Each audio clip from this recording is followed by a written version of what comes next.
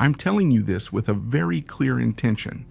I want it to reach the youngsters who think that working for that four-letter organization is just a game, or that they're going to live like in the movies, the TV shows, or the corridos. Because from the outside, a lot of people just imagine trucks, money, parties, and respect. But once you're inside, you realize that reality is nothing like that. I got there of my own free will, and I want to make that clear from the start. No one forced me, no one came for me by force. I went because I wanted to, and that's exactly why I can tell you, with all the shame in the world, that it was a mistake. A mistake that changed my mind and my heart in a way I still can't really explain. Before that, I used to work normally. I was hustling all day, almost every day, and it was rare when I took a break. But all things considered, I was doing fine financially. I had enough to get around and for my own stuff. The problem started when I lost my job. That's when everything came crashing down on me. I sold my 2 motorcycles because I ran out of money, and that's when the problems with money started. At home, I was also having problems with my partner. I was already fed up with the same old thing, the routine, not seeing a way out, feeling like I worked, and still something always went wrong. And one day, because I was being stubborn and hot-headed, I sent a message to a buddy who was active with the organization. At that time, the whole thing about the Escuelita was still being talked about a lot, that training ranch they found, and that became famous. I knew what they meant, but hearing about it is very different from actually being there. My buddy told me there wouldn't be any recruitment until further notice. I could have left it at that. I could have said, that's it, and kept looking for a job. But I was stubborn. I had the idea stuck in my head and no one could get it out. I kept insisting until I finally made it. They paid for a taxi to the place. I stopped by my buddy's place before I arrived. I remember he hugged me and said to give it my all. He also told me something I didn't understand then, but it helped me a lot later. Si te preguntan si te quieres regresar, tú diles que no. I thought it was just a random phrase just to cheer me up. I didn't know how much weight that advice really had. I arrived at a town in the state of Jalisco, and there a guy about 25 years old came to pick me up. He arrived calmly, as if just picking someone up, and the first thing he said was, he shook my hand like an old friend, then told me to get in the car. I got in the back seat because he was with another guy. As soon as I settled in, the other guy joined me, and everything changed. He said to me, Agacha la cabeza, te voy a... and I realized it wasn't like I had imagined. My mouth went dry and I stared down the whole way. During the trip, they asked me all kinds of questions. Where did I live? What did I do for work? Did I have a family? Where was I coming from? I answered as best I could, but inside I didn't even know where I stood anymore. I kept thinking about everything that was about to happen, and that maybe I had already made a decision I wouldn't be able to back out of so easily. They took me to a safe house. When we arrived, as I walked in, I saw about 15 guys standing at ease. Later, I understood that they did that every time a car arrived at those houses. They were holding me by the neck, forcing me to look down at the floor, and it wasn't until that moment that I was able to lift my gaze a little. Then they told me to undress. I took everything off because that's what I heard, and because there, you don't ask questions, you just follow orders. They made me do 10 squats, and every time I went down, they told me to cough. Honestly, I was really embarrassed because everyone was watching me, but later I found out they did that to everyone who arrived at those kinds of houses. The first few days, I hardly slept and ate very little. I was disappointed because I thought it would be different. I imagined something else, I don't know, maybe something more organized or less humiliating, but there they bring you back down to reality quickly. After about a week, 2 other guys arrived, and it was the same for them. They stripped them. They took their belongings and made them do the same squats. That's when I realized it wasn't something personal against me. It was the way they treated all the newcomers. As a recruit, everyone orders you around and you can't even ask for water or speak up. I ate and drank water only when they gave it to me. There, you have to fend for yourself, and everything you do is to survive and not draw the wrong kind of attention. If you complain, things get worse for you. If you ask too many questions, things get worse for you. If they see you hesitating, things get worse for you. All of that. Every day we would get up at 8 in the morning. They gave us 5 minutes to brush our teeth and use the bathroom.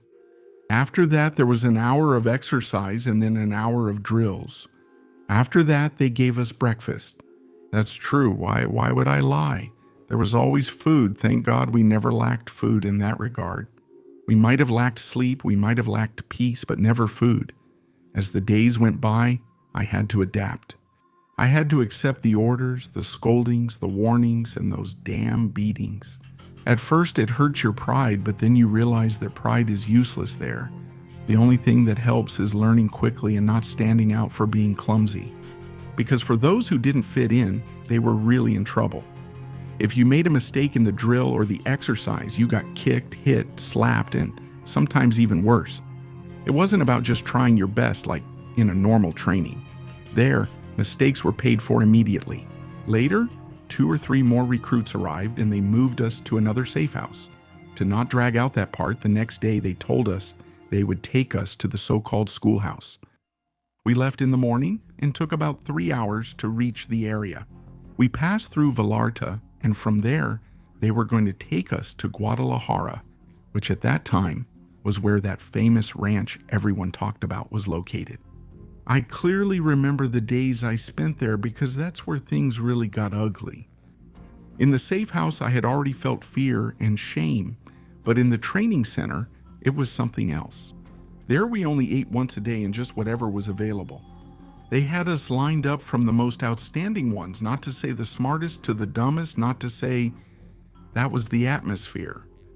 Over there, no one speaks to you nicely. That's just how it is. You have to earn your place and even your plate of food. It doesn't matter if you're tired, if you're scared, or if you miss your home. If you don't perform, they make you feel like you're worth nothing.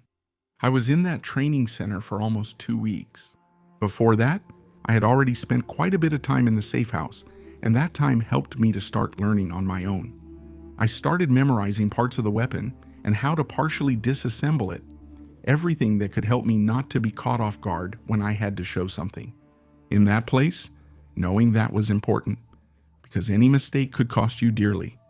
It wasn't long before they took us up the hill for the best part. They called the famous graduation shooting practice and playing paintball, saying it like it was just a game. But that's nothing like a game. Once it starts, it doesn't end until it gets dark. It's hell. Any nice idea you had just disappears there. That day was the last time I saw several of the guys who were with me in the house.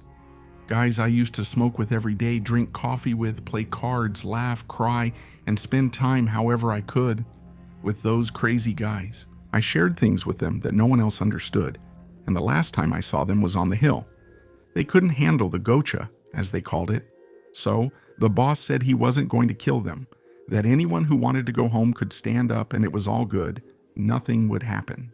But in that world, you learn that words don't always mean what they seem. Out of about 200 of us, only around 110 remained. You can imagine what happened to the rest. I'm saying this because I want it understood. This never acabar mientras sigan llegando plebes creyendo que es un juego. I saw many guys my age heading to greet St. Peter like total idiots and not realizing what they were losing. It's not worth what they offer, what you're worth, what your family loses, or what you lose inside. Because once the cartel, many times they never hear from you again. There's nothing left, not even a clear explanation for your mother. No normal return, and you're not the person you used to be. And I'm telling you this because it's already a Bajo, me tocó hacer cosas que ellos llamaban elotes. Dejaban en calidad de juguete Lego a chapulines, rateros y... I had to do it, and at first you convince yourself it's nothing, that everything's fine, just part of the job, and that's how things work there. But everything changes when it's your own teammates. That's when it really hurts, because facing a stranger is one thing, but it's completely different when it's your turn, with the one who once shared a cigarette with you, or the one who lent you some cash when you were in a bind, or the one you used to sit and have coffee with. So the night wouldn't feel so heavy, and suddenly you have to see him as a target, as punishment, as an example for the others, that breaks something inside you that never quite fits the same again. That's the worst thing to experience. When you're already hardened and feel nothing, it's no big deal. Nothing hurts you. When you're in that job just for the thrill because you have no one or nothing left to lose, maybe you see things differently. When you have a family waiting and know someone wonders if you'll return, you think daily about whether you'll make it back. Most of the people I went with in my group would talk among themselves about deserting when they got their vacation. A lot of them would say it quietly, like they were afraid someone might hear them, because it's one thing to say it, and a whole different thing to actually have the real chance to do it. That's another story. Even though it may sound strange, I'm grateful because I never lacked food and was there by my own choice. I can't play the victim by saying they forced me to go, because that's not how it was. Sometimes things just don't turn out the way you want, and because of the decisions you make, you end up suffering in ways you never imagined. What you experience there, no one ever tells you the whole story. They tell you about the guns, how things work, the trucks, about the little bit of fun there might be in that world. They don't mention the cost, how it changes your perspective, or how something inside you begins to fade, how you start to normalize things that no kid should ever normalize. They harden you in their own way so they don't break you like a dog. And honestly, yeah, there are good times, I'm not gonna lie, just to look good. There are moments when you laugh, when you make friends, when you feel like you belong to something, but none of that. The tragedy is if one day they send you to meet St. Peter just like that. That's why, think about it before you do things, kids. Don't let yourselves be influenced by what you see on the internet, by what a corrido says, or by what someone brags about who doesn't even tell you half the story. If you're still going to get involved anyway, the only thing I can tell you is the same thing they told me. If they ask you if you want to go home, say no, that you're not backing down, that you're there for a reason. I'm not saying this to encourage you, I'm saying it because over there, the first act of cowardice they sense from you could be the perfect excuse for them to finish you off. If I told you what happens there, I'd never finish. You lose too much, bro. You lose your peace, you lose your mind, you lose your heart. Even if you stay alive, you never go back to being the same. I just hope this message reaches the kids who still think this is a game, because it's not.